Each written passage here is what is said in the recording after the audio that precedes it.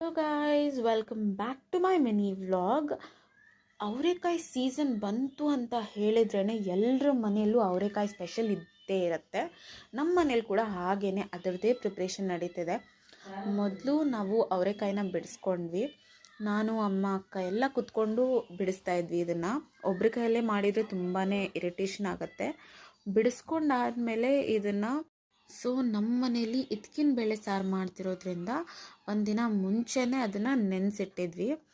ಆಮೇಲೆ next day ಈ ಥರ ಇದ್ಕೊಳ್ಬೇಕು, ಎಲ್ಲ ಕಾಳುಗಳನ್ನು ಇದ್ಕೊಂಡು ಇದು ಎಲ್ಲರ ಜೊತೆಯಲ್ಲಿ ಕುತ್ಕೊಂಡು ಮಾತಾಡಿಕೊಂಡು ಅಥವಾ ಏನಾದರೂ ಟಿ ವಿ ನೋಡ್ಕೊಂಡು ಫೋನ್ ನೋಡ್ಕೊಂಡು ಮಾಡಿದರೆ ಬೇಗ ಆಗಿಬಿಡುತ್ತೆ ಈ ಕೆಲಸ.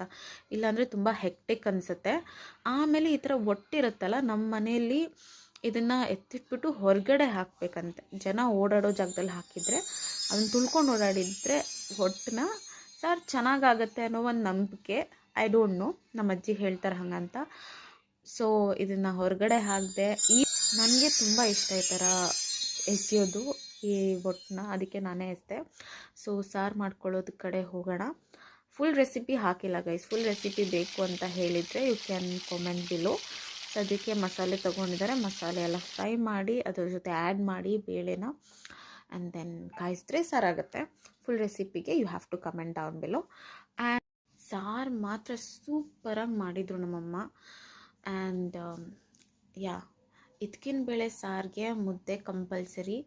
ಮುದ್ದೆ ತಿಂದಿರೋರು ಕೂಡ ಸ್ವಲ್ಪ ತಿನ್ನಬೇಕು ಈ ಸಾರು ಜೊತೆ ಅಂತ ಅನಿಸೋ ಥರ ಇರುತ್ತೆ ಟೇಸ್ಟ್.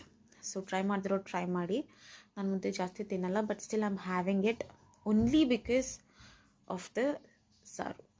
ಇದ್ಕಿನ ಬೇಳೆ ಸಾರಿಗೋಸ್ಕರ ಮಾತ್ರ ನಾನು ಮುದ್ದೆ ತಿಂತಿದ್ದೀನಿ. ಸ್ವಲ್ಪ ತುಪ್ಪ ಹಾಕ್ಕೊಂಡ್ವಿ. ತುಪ್ಪ ಹಾಕ್ಕೊಂಡ್ರೆ ಇನ್ನೂ ಜಾಸ್ತಿ ಡೆಲಿಷಿಯಸ್ ಆಗಿರುತ್ತೆ.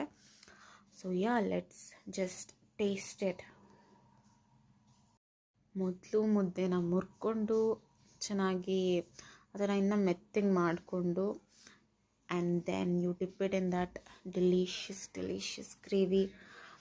ಸೊ ಎಷ್ಟು ಚೆನ್ನಾಗಿತ್ತು ಗೊತ್ತಾ ಗೈಸ್, ನಿಜವಾಗ್ಲೂ. ಯು ಕ್ಯಾನ್ ಸಿ ಆ ಕಾಳು ಸ್ವಲ್ಪ ಅದರ ಜೊತೆಲಿ. It was so yummy and delicious. ಮುದ್ದೆ ಇದ್ಕಿನ ಬೇಳೆ ಸಾರು ಕಾಂಬಿನೇಷನ್ ಅಂತೂ it is a hit, 10 on 10. And